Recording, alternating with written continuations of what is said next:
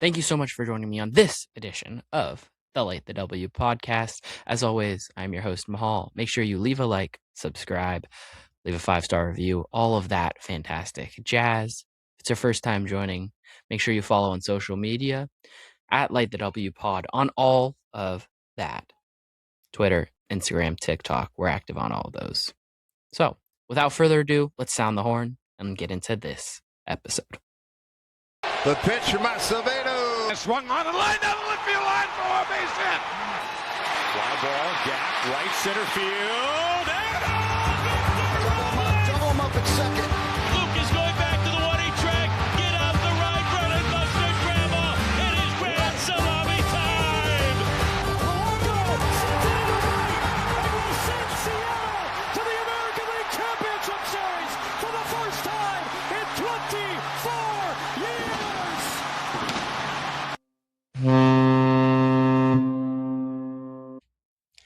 Good afternoon, happy Tuesday, Mariners fans, and welcome to episode 123 of the Light the W podcast. As always, I am your host, Mahal, and we are here on Tuesday, February 24th, to talk about Mariners baseball. Mariners in their 5th game here today, on Tuesday, of the early Cactus League season. World Baseball Classic starts next week sometime. But we're talking about a guy that's not going to be in the World Baseball Classic, has seen some playing time already, and is expected to be on the opening day roster in Cole Young. Meant to get to it last week, didn't have time to prep a Cole Young episode, but we had time to do it today. So we're going to be talking about Cole Young in depth, and we're going to talk about why he has an opportunity to break out as a hitter for the Seattle Mariners. Seattle Times wrote an article about Young yesterday, and if we want to lead off with that, we can. Adam Jude wrote the article, and he mentioned that at the end of the season last year, after the Mariners lost to the Blue Jays in the postseason, Young was approached by Julio Rodriguez, who told Cole Young that he needed to put some weight on, needed to gain some strength, needed to hit the weight room, have a good offseason, which, according to Jerry Dipoto, Cole Young did. Dipoto quoted to say, "Cole Young looks unbelievable right now. He took his offseason very seriously." So if you're a fan of Cole Young, if you are a believer in Cole Young, that's a very, very good sign. Cole Young has a chance to be a really key part of this Mariners roster and really has the opportunity to be the one that makes it, really go. Because you have 5 guys at the top of the lineup that you expect, well, some of them might be streaky, to be productive over the course of 162 games. It's just a question of how does this bottom third of the lineup look? How does, the 6 through 9 spots? And Dom Canzone, who's a guy we talked about pretty extensively in an episode. We did an episode showing why we're the Dom Canzone podcast here at the Light the W. We talked about why Dom Canzone has an opportunity to be one of the key contributors for this team. And Cole Young has an opportunity to do a similar thing. Cole Young coming off of his rookie season, which wasn't all that great, all that impressive throughout the entire season of his 77 games. He had a 50-game stretch through those 77 games where he looked really, really good. Let's start with the 77 games, 257 plate appearances that he totaled. He hit 211, 302, 305 during those. OPS just slightly over 600. WRC plus at 80, which is 20% below league average.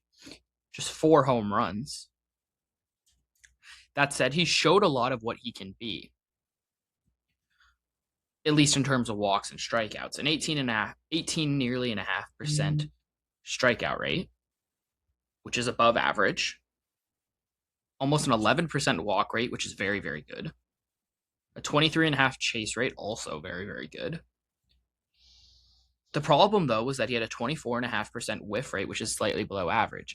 If he gets that whiff rate to above average, then you start to see this guy become the guy you want him to be, the guy you expect him to be, and put up numbers similar to what he did in the minors.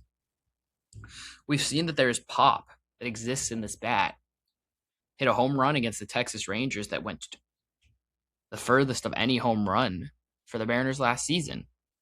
450-foot homer. Hitting it into the cafe.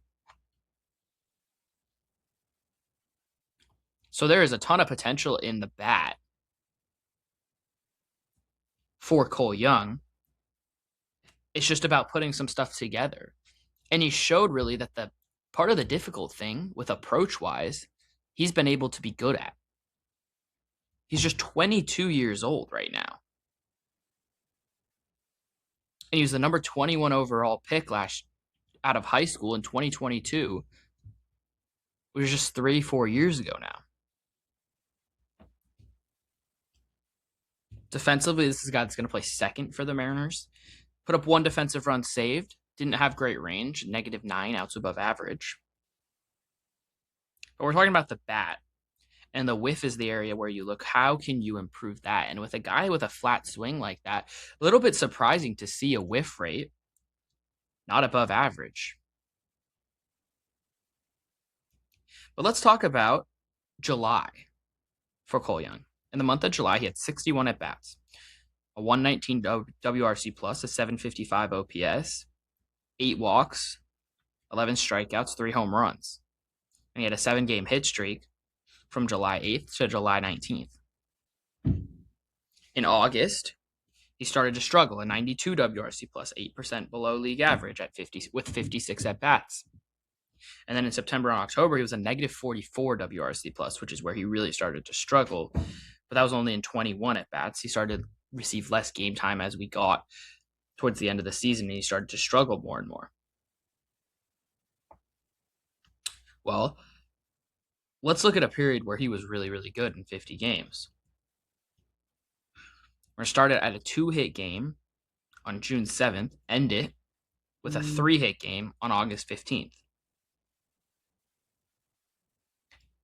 During that period of 50 games, he had 178 plate appearances, a 124 WRC+, 20 walks to 28 strikeouts, a 768 OPS, and he slashed 281, 369, 399. Over an 11% walk rate and under a 16% strikeout rate. That's a 50-game stretch. That was the period where people really started to get excited about what Cole Young could be, especially coming into a 2026 season where the Mariners infield had some question marks.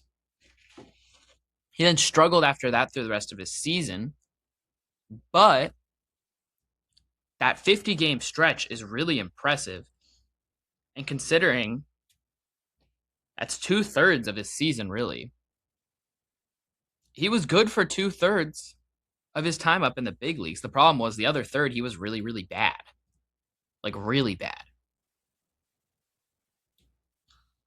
But you put on some muscle, you put on some strength, you get your ability to whiff a little bit down, you get better at avoiding that whiff, and you continue with the walk rate, because the walk rate's going to keep that on-base percentage slightly high. Even hitting 211, his on-base percentage was over 300 last year. It's just about putting the final few things together. And part of that's going to have to come against fastballs. He had a 23% whiff rate against fastballs last year, hit 182 and slugged just 234. Specifically, he had a -8 run value against four-seam fastballs and a 25% whiff rate against those pitches.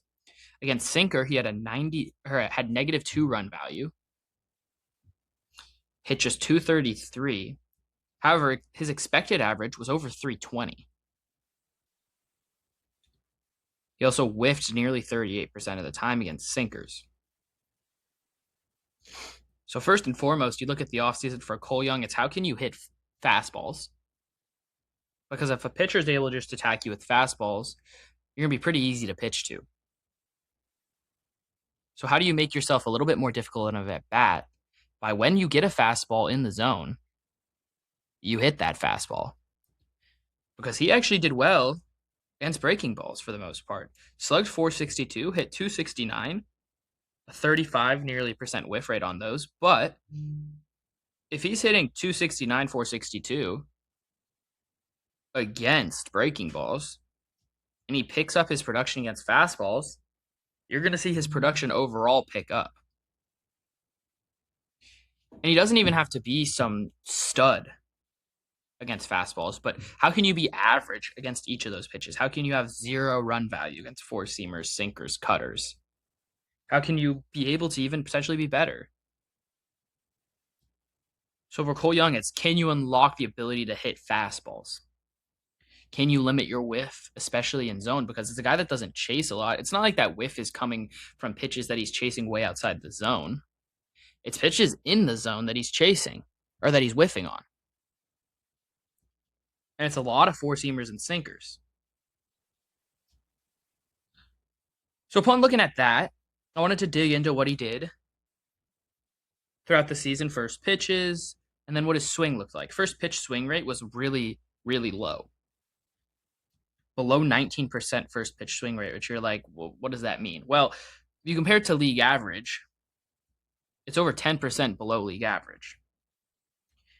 And that's not necessarily a bad thing, but if you're not swinging at first pitches, that means that pitchers can just groove a fastball over there and get a quick strike, and then you're down 0-1 in the count. The league average for first pitch swing rate is 30%. And you see guys like Corey Seager who are really high, and they want to try and just, get that first pitch and crush it. Cole Young's very, very much so the opposite. At 18.8% is really, really low. So how can you, as Cole Young, if you're getting first pitch fastballs, maybe sit on it. Maybe try and get a swing. If you're already going to go down 0-1, try and pull out a swing for a base hit there. In terms of the swing itself, Cole Young doesn't have a super fast swing, right? He doesn't swing the bat incredibly hard. He doesn't have a super high swing speed. Doesn't have crazy bat speed, which limits the exit velos, of course. But it makes it so he's a high average type of hitter. You think of him as a Brendan Donovan type. 8-degree attack angle is 2 degrees below league average. It's a line drive swing. Similar to that of, you guessed it, Brendan Donovan. So I went and compared these two guys' swings. 2025, we'll take each of these guys' swings. Let's look at swing path first. Tilt on the swing. That's, are you uppercutting? Are you flat? Stuff like that. Attack angle kind of measures a similar thing. So the tilt was 28 degrees. Donovan was 30 degrees. Attack angle, 8 degrees for both guys. In terms of direction, Donovan, 2 degrees to the opposite field. Cole Young, 1 degree to the opposite field. These guys can use the entire field, both of them, and they have very similar swings. Cole Young actually has a better percentage of time where he gets the ideal attack angle over 50% of the time, and his bat speed is 2 miles an hour better than Brendan Donovan has ever been in his career. There's the potential for more power, more extra base hits in Cole Young's bat. The problem was the whiff, like I said, limited how much he put the bat on the ball itself. And when he did put the bat on the ball, he didn't hit it all that hard. Hard hit rate, really far below average, 31.1%. Comparison to Donovan, 37.7% in Donovan's rookie year. I want to compare these guys, Donovan's rookie year in 2022 to Young's rookie year. Donovan had a more productive season. There's no question about that. He was a better hitter. And part of that was that he whiffed in the 92nd percentile. He limited his whiff. Young chased marginally more, struck out 3% more, and walked about 2% less. So Donovan better in all of those senses, but only marginally. And if Young gets the whiff from below average to above average, all those are going to get better and improve. It's just a question of how can you improve the whiff. I think that's the biggest thing for Cole Young going into 2026. And it starts with the fastball, like I've said multiple times. But Young had a higher barrel rate than Donovan did in Donovan's rookie year. Average exit velocity was pretty much the same. Hard hit rate was a pretty slight difference, or bigger difference, with Young's lower. And the launch angle sweet spot was about the same. So the biggest differences between these two guys was whiff and hard hit rate. Which is interesting because while Young, with the higher barrel percentage, you'd expect, he might have a higher hard hit rate. No, he didn't.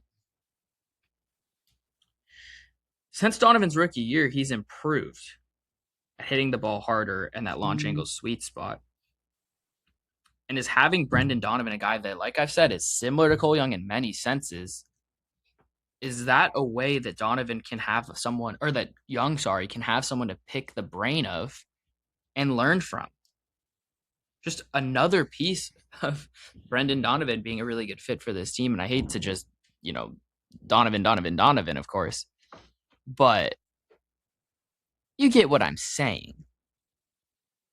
Both guys, a line drive swing.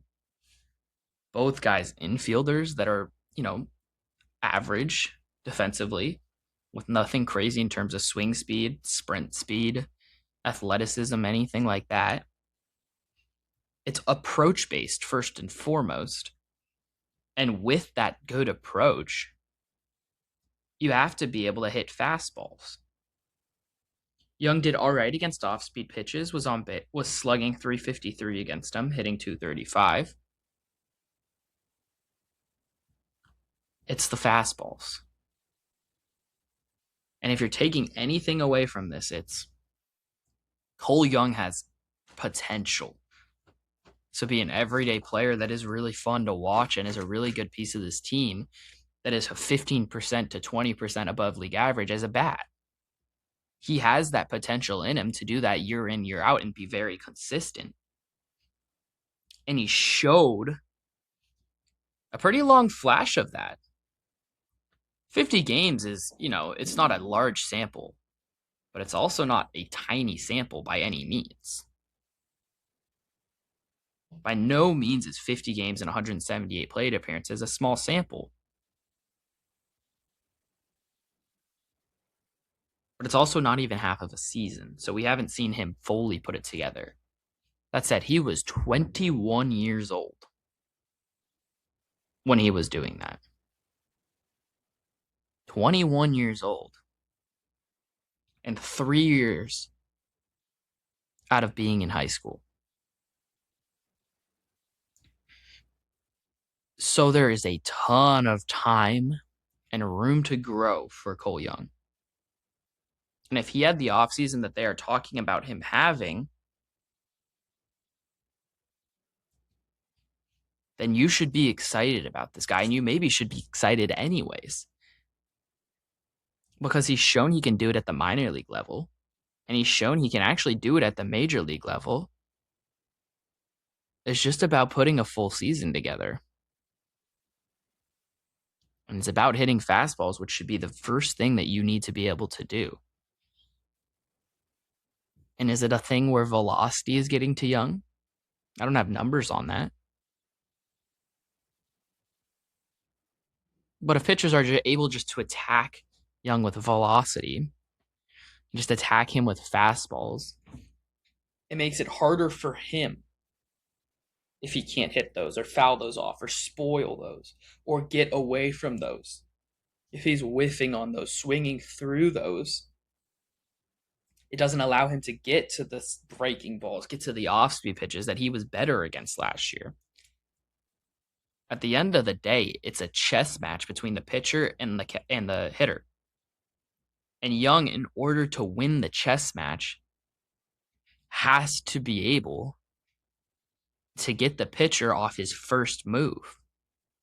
Has to be able to get a pitcher off the fastball. And he wasn't able to do that as a rookie. And it's why he struggled